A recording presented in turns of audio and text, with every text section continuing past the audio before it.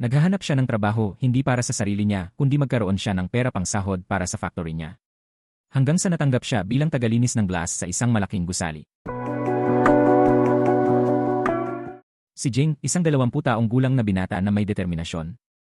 Si Jing ay nagpapatakbo ng isang mobile repair shop, ngunit ang kinikita niya mula rito ay hindi pa sapat para sa kanyang renta. Sa katunayan, hindi ito tungkol sa renta, tungkol ito sa kanyang nakababatang kapatid na si Tong na nangangailangan ng pera para sa kanyang operasyon dahil may butas siya sa puso. Ang buong responsibilidad para sa kanyang kapatid ay nakasalalay sa mga balikat ni Jing dahil iniwan ng kanyang ama ang kanyang ina maraming taon na ang nakalipas at namatay din ang kanyang ina dahil sa cancer. Sa kabila ng mabigat na pasaning ito, isang araw ay bumisita si Jing sa doktor na nagsabi na ang kondisyon nitong ay lumalala araw-araw at may natitirang 2 taon na lamang siyang mabubuhay pag hindi maoperahan. Gayunpaman, ang perang kailangan niya para sa operasyon ay labis na bumibigat sa kanya dahil ito ay higit sa 700,000 yuan na wala talagang ideya si Jing kung paano niya ito makukuha. Sa parehong gabi, habang pinagmamasdan ni Jing ang kanyang kapatid ng may pagmamahal, nakatanggap siya ng tawag mula sa kanyang kaibigan na pinapapunta siya sa kanyang pabrika dahil gusto niyang ipakita kay Jing ang isang bagay. Doon, hinihila niya pabalik ang isang tela upang ipakita ang isang napakalaking inventaryo ng 100,000 smartphone. Ipinaliwanag niya na ang mga teleponong ito ay dapat sana ipadala sa Italia, ngunit tinanggihan sa mga pagsusuri sa kalidad, at ngayon ang may-ari ay nakakulong at hindi nakapagbayad ng renta para sa imbakan sa loob ng 2 taon. Ang mga teleponong ito ay puro nakakatakip ng espasyo at nag-iipon ng alikabok. Nag-aalok siya na ibenta lahat ng telepono kay Jing sa halagang 100,000 yuan na maaaring ayusin at muling ibenta ni Jing sa mas mataas na presyo.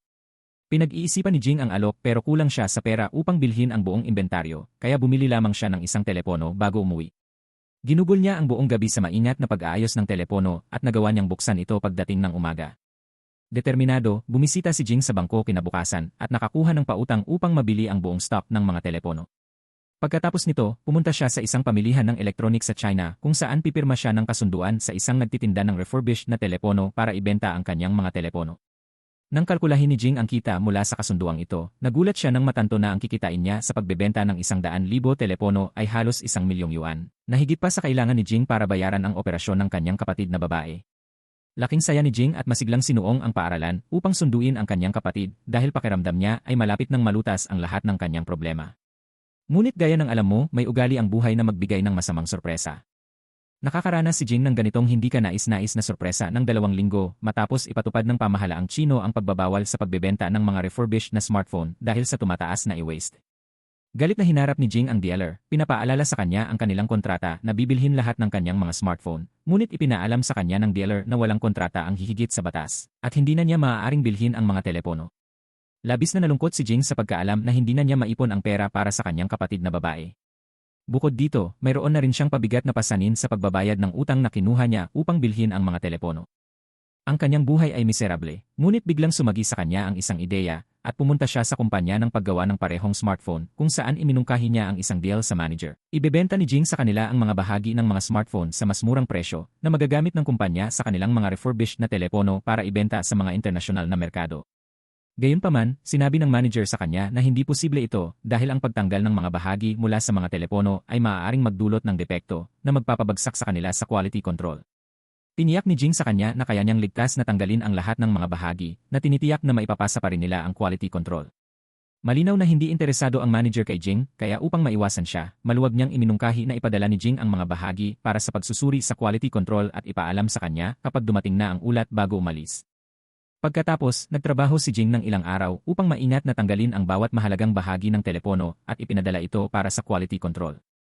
Sa kabutihang palad, lahat ng bahagi ay pumasa sa mga pagsusuri at agad na dinala ni Jing ang ulat sa manager, humihiling sa kanya na pumirma ng kasunduan. Sinabi ng manager sa kanya na hindi niya sinabi na bibilhin niya ang mga bahagi, ang hinihiling niya lamang kay Jing ay ipaalam kung pumasa ang mga ito sa quality control. Nang marinig ito, nadismaya at nagalit si Jing, ngunit hindi siya sumuko. Lumapit siya sa may-ari ng kumpanya, si Zhang, at humingi ng 10 minuto lamang ng kanyang oras. Gayunpaman, nagmamadali ang may-ari dahil kailangan niyang mahabol ang tren sa loob ng 30 minuto, kaya tinanggihan niya ang pag-usap kay Jing. Hindi pinanghinaan ng loob, mabilis na bumili si Jing ng tiket para sa parehong tren at nagmadali patungo sa istasyon sa kanyang scooter sa pamamagitan ng makipot na mga eskinita. Sa kasamaang palad, siya ay naaksidente sa pagdadrive. Determinado, pinilit niyang bumangon at subukang simulan muli ang kanyang scooter, ngunit ito ay tumangging gumana, kaya tumakbo na lang si Jing patungo sa istasyon at nagawa niyang makahabol sa tren sa huling sandali. Direktang pumunta siya sa upuan ng may-ari at sinabi, "Ngayon mayroon ka bang 10 minuto, tama?"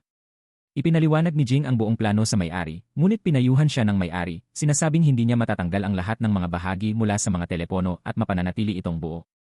Gayunpaman, matapos ang maraming pag-insist ni Jing, pumayag ang may-ari na bilhin ang lahat ng bahagi mula sa kanya, ngunit sa kondisyon na makapasa sa quality control ng kalidad. Kung mabigo, wala siyang matatanggap. Bukod pa rito, tumanggi ang may-ari na magbigay ng anumang tulong o manggagawa, si Jing mismo ang kailangang mga siwa sa lahat ng bagay. Pagkatapos bumaba sa tren, nagtataka si Jing kung paano niya magagawa na mag-disassemble ng 100,000 na mga telepono mag-isa. Noong gabing iyon, kinuha ni Jing ang kanyang kapatid na babae mula sa bahay ng kaibigan niya at nagsimulang umuwi. Habang naglalakbay, napansin nitong ang mga sugat sa likod ng kanyang kapatid at napuno ng luha ang kanyang mga mata nang ma-realize niya na nasaktan nito sa isang aksidente. Luhang-luha, sinabi niya sa kanya na dapat siyang magmaneho ng mabagal dahil pagkatapos niya, wala nang ibang tao sa mundo para sa kanya. Tiniyak ni Jing sa kanya na magmamaneho siya ng mabagal sa susunod na pagkakataon at inalagaan nitong ang kanyang mga sugat pagdating nila sa bahay. Pagkaraan, hinanap ni Jing ang kanyang kapitbahay na si Zhao at ipinagtapat sa kanya ang kanyang ambisyosong plano na magtayo ng pabrika para sa pag-disassemble ng mga telepono. Hiniling niya kay Zhao na magpatingin sa produksyon ng part-time. Binalaan ni Zhao si Jing na masyadong delikado ang kanyang plano at maaaring mawalan siya ng lahat, ngunit ipinahayag ni Jing na ang tanging maaari niyang mawala ay ang kanyang kapatid na babae at kung wala ito, wala siyang paraan upang bayaran ang kanyang operasyon. Naantig sa determinasyon ni Jing, sa huli ay tinanggap ni Zhao ang kanyang alok. Kinabukasan, ibinenta ni Jing ang kanyang tindahan at motorsiklo upang magrenta ng lugar kung saan maaari niyang itayo ang kanyang pabrika at itago ang kanyang 100,000 na telepono na stock. Nagkaisa sina Jing at Zhao upang linisin ang buong lugar at buuin ang kinakailangang mga muebles na pinangalan ng kumpanya bilang Nice View. Sa pagtatakda ng pundasyon, kailangan na nila ng isang koponan upang makatrabaho, ngunit upang makatipid, nagdesisyon si Jing na kumuha ng ilan na worst na manggagawa upang hindi na siya magbayad ng mataas na sahod. Ang unang empleyado ni Jing ay si Wang, isang single mom na may kapansanan sa pandinig dulot ng matagal na pagkakalantad sa ingay sa kanyang dating trabaho. Sa kasalukuyan, nagtatrabaho siya bilang waiter at madalas siyang nakakamali sa mga order dahil sa problema sa pandinig. Sa kabila nito, mayroon siyang kaalaman sa teknikal na bagay, kaya inalok siya ni Jing ng trabaho na malugod niyang tinanggap. Ang kanyang susunod na empleyado ay isang kakaibang tao na bihirang makipag-usap sa iba at may maraming aso. Minsan niyang sinuntok ang kanyang dating amo sa galit, kaya't hindi na siya nakahanap ng trabaho sa ibang kumpanya. Inalok siya ni Jing ng trabaho at pumayag rin siya. Pagkatapos noon, kumuha si Jing ng 2 batang gamer na wala nang iniintindi kundi ang paglalaro at ginugugol ang kanilang mga araw sa paglalaro ng computer games. Sinasanay ni Jing ang lahat ng kanyang empleyado ng may dedikasyon, tinitiyak na hindi sila magkamali sa kalidad ng trabaho. Nang marinig ang kwento ni Jing, ilang mga retiradong matatanda na nakatira malapit ang lumapit upang tulungan siya dahil nagsisimula ng mainip sa bahay. Masaya si Jing na makita iyon at simula kinabukasan, nagsimula ng magtrabaho ang lahat. Gayunpaman, hindi sapat ang pera ni Jing para bayaran ang kanilang sahod, kaya kumuha siya ng trabaho sa paglilinis ng bintana sa tulong ng kanyang kaibigan. Sa araw, walang kapagurang nililinis ni Jing ang bintana, at sa gabi, sumisid siya sa pag-disassemble ng mga telepono. Sa matatag na dedikasyon, pinipilit ni Jing ang kanyang sarili hanggang sa hangganan, nagtatrabaho ng kamanghamanghang 20 oras sa isang araw at iniwan lamang ang 4 na oras para sa pagtulog.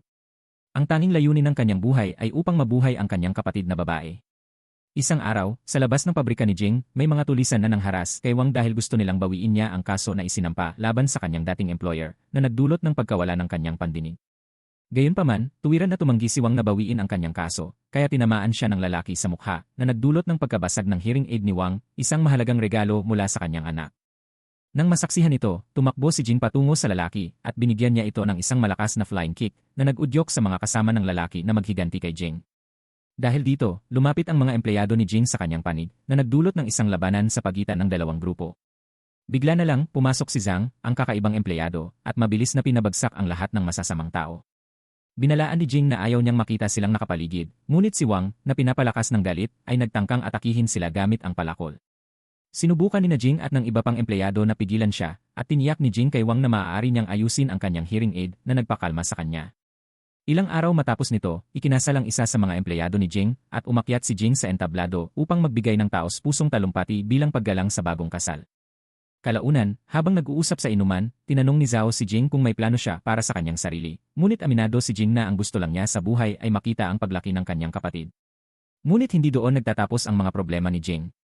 Pagkatapos ng party, nang umuwi siya kasama ang kanyang kapatid na babae, nakakita siya ng sulat mula sa may-ari ng bahay. Sa pintuan, may nakasulat na kailangan niyang magbayad ng 4 na buwang upa para buksan ang pinto. Sinubukan ni Jing na buksan ang pinto gamit ang kanyang susi, ngunit pinalitan ng may-ari ang kandado.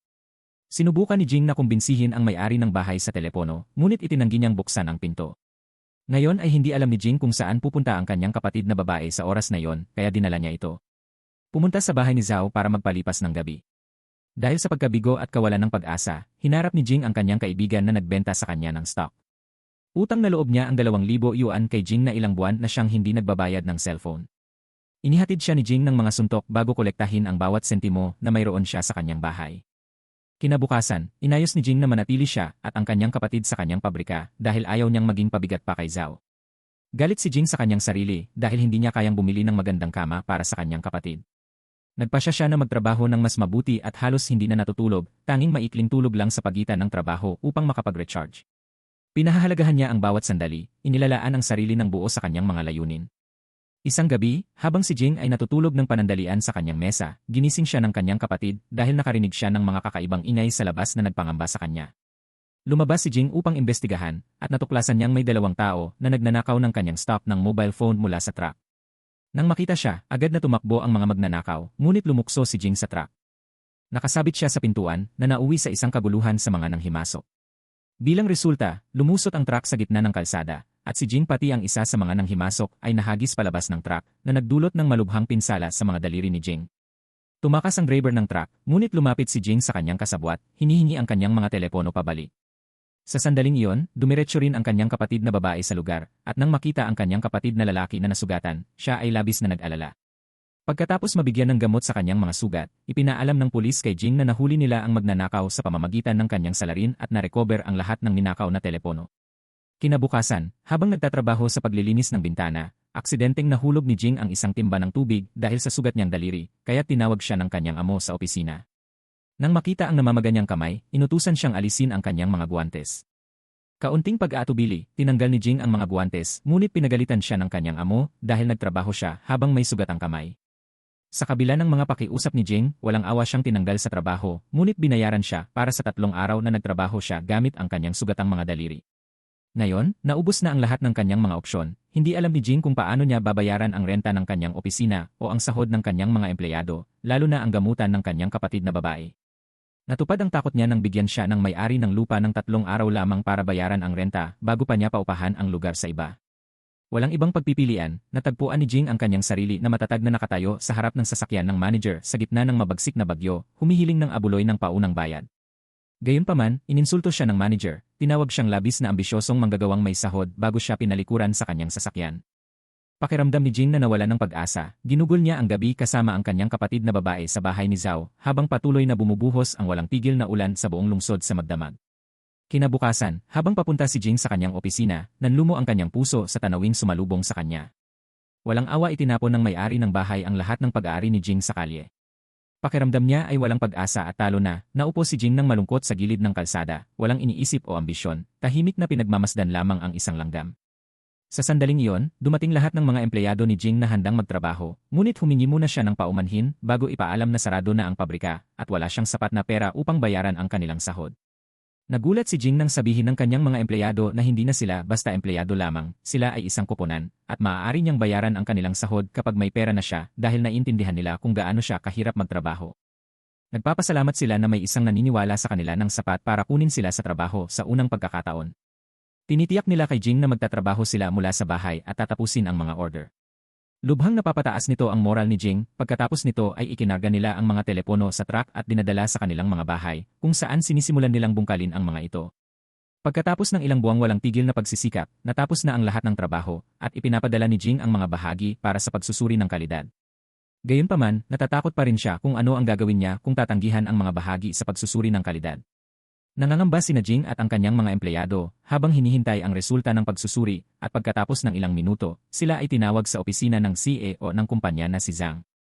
Binabati ni Zhang si Jing sa pagtatapos ng mga order sa oras bago ipaalam sa kanya na 87% ng mga bahagi na ipinadala ni Jing ay nakapasa sa quality control ng kalidad.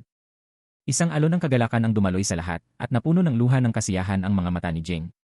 Ngunit hindi dito nagtatapos ang kwento, labis na humanga si Zhang kay Jing at inalok siya ng isang kasunduan na nagkakahalaga ng 5 milyong yuan upang magtrabaho sa kanya sa loob ng 2 taon. Kinabahan si Jing at nagtanong kung maaari ba siyang makakuha ng paunang bayad sa pagkakataong ito, na sinang-ayunan naman ni Zhang ng may ngiti. Pinipigilan ng grupo ang kanilang damdamin habang pumapasok sa elevator, ngunit sa sandaling makapasok sila, sumigaw sila ng kagalakan ng buong lakas. Sa wakas, nagawa na ni Jing na maipagamot ang kanyang kapatid na babae. 6 na taon ang nakalipas at ang kumpanya ni Jing, ang Nice View, ay umakyat sa napakataas na antas na naging bilyonaryo si Jing.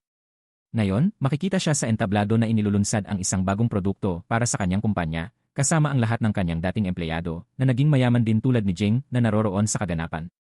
Kita-kits sa susunod na video, hanggang sa muli, mag-ingat at paalam.